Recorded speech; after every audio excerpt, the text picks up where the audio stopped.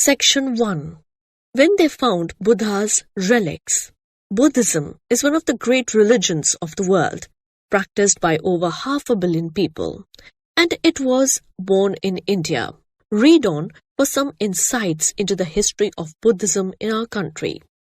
While India never had mummies like the Egyptians, there were the other ways of ensuring the spirit of the dead lived on. Did you know that the actual remains or relics of Gautam Buddha's body can still be found in India?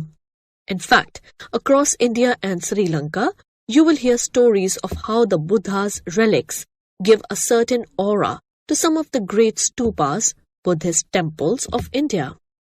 Today, you will have to visit India's biggest museums in New Delhi and Patna to find these relics. But here is the story of how they were found in the first place. It was quite a discovery. In 1898, a British estate manager made one of the most amazing discoveries in history.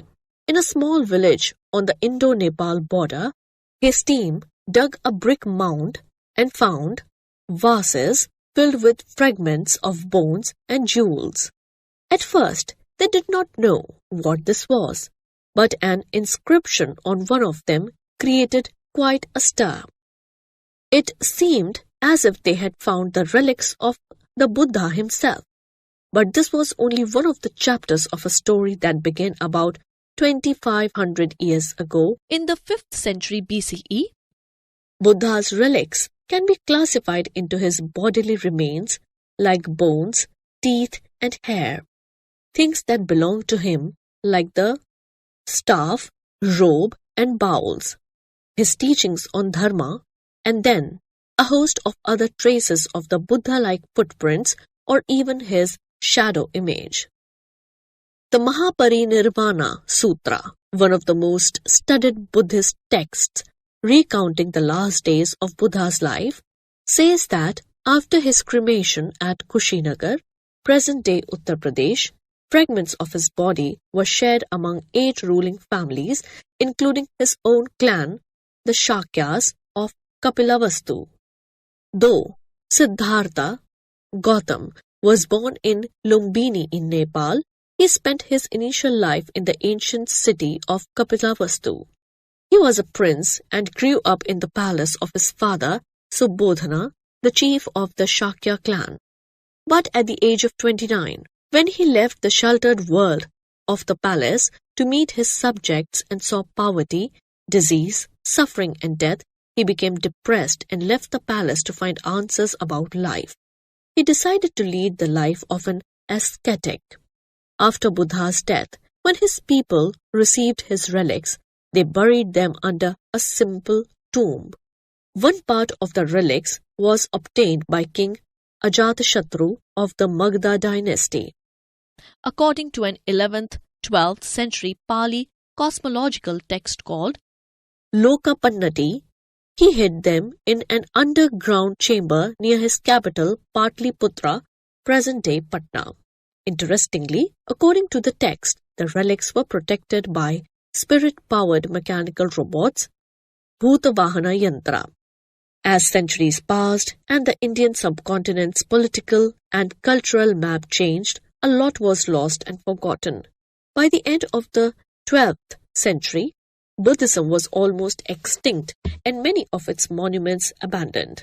Around 800 years later, in the 19th century, there was renewed interest in this religion as British antiquarians took interest in Indian archaeology and set out to pursue the Buddha's trail.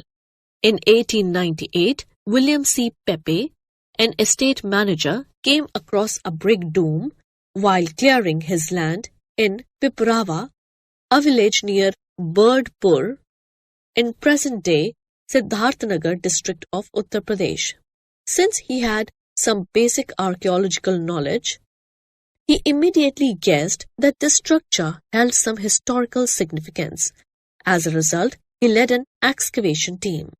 After spending weeks clearing away soil and scrub, they found a large stone chest about 18 feet below the ground.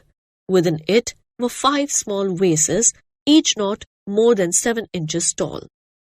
The vases contained bone fragments, ash, stars in silver and gold, pearls and hundreds of precious and semi-precious jewels.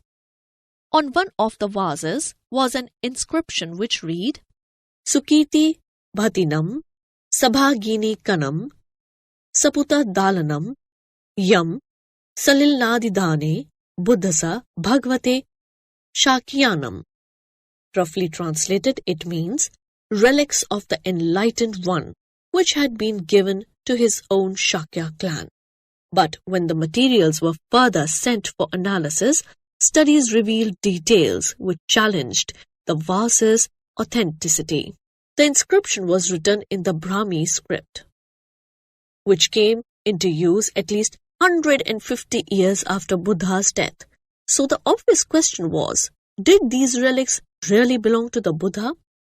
The answer to this was hidden in the famous Saji Stupa, built by Emperor Ashoka in the 3rd century BCE. As the legend goes, after Ashoka's conquest of Kalinga, when he ventured out to the city to celebrate, all he noticed was people crying, burnt houses, and scattered corpses. He understood that despite winning the war, nothing good would ever come out of a victory that resulted in violence and despair. This idea of transformed Ashoka, who became a Buddhist, gave up all kinds of violence and became a messenger of peace and Dhamma. Dharma, following the right path. Soon after, Ashoka ordered that the original burial sites of the Buddha's relics be dug up so that he could redistribute the relics across the 84,000 new stupas he had built throughout his empire.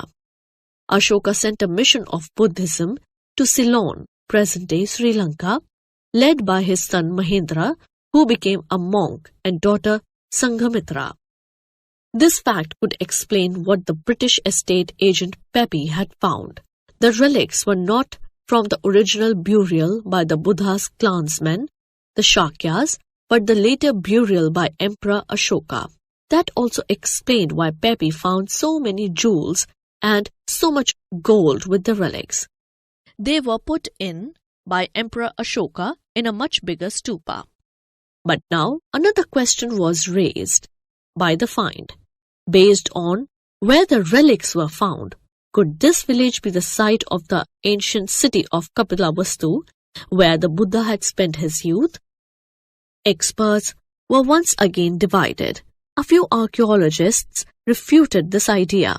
They believed Kapilavastu to be located at Tilorakot, a village in Nepal's Terai region, based on the writings of Chinese pilgrims Fahian and Yun Sang, who visited India in the 5th and 7th century CE respectively. Excavations at this site had also found the presence of a large ensemble of structures indicating that Tilorakot was once an ancient seat of power. To settle the debate in 1971, K.M. Srivastava from the Archaeological Survey of India ASI re-excavated Piparava, and he found even more. When he went further below the trench dug by Pepe, his team found 2 small chambers, each with a soapstone casket and some broken redware dishes. One of them contained 10 bone fragments and the other 12, all datable to the 5th century BCE. Besides this, many terracotta seals were found at the site bearing the inscriptions Om Devaputra Virahe Kapilavastu Sangha and Mahakapilavastu Bhikkhu Sangha, indicating that this was in fact Kapilavastu. Today, the inscribed vase found by Pepe is on display at the Indian Museum, Kolkata, and the bones found by Srivastava are on display at the National Museum, New Delhi.